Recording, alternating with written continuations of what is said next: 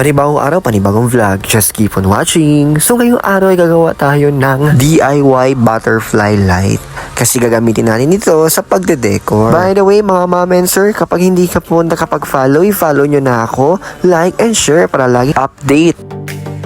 City lights at sunshine, sabay nating lalakad.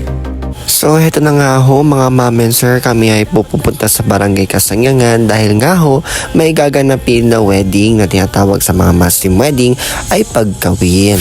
Pang may kwento, kahit saan pa mapadpad ako, vlog natin to. At ilang sandali nga ho mga mom and sir ay nandito na ho tayo sa Barangay Kasangyangan at magsisimula na ho kami magde-decorate dito.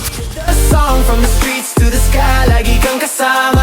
Every scene, every dream, Edison bahala. Oh, oh, oh, oh, Edison bro. Oh, oh, oh, oh, oh, Edison bro. Oh, oh, oh, oh, Edison bro.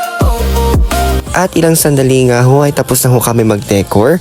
At yun nga mga mom and sir, biglang nagugutom ang mga tao kaya pinuntahan namin yung tinatawag nilang overloaded na shawarma dito sa Barangay Buwalan. At ayun nga mga mom and sir ay medyo natagalan tayo sa oras, more than 1 hour na bago dumating yung order namin. Hay nako.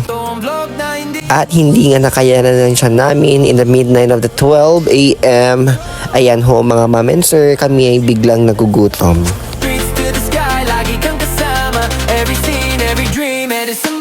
So hanggang dito na muna tayo mga mom and sir. See you on my next vlog. Bye-bye!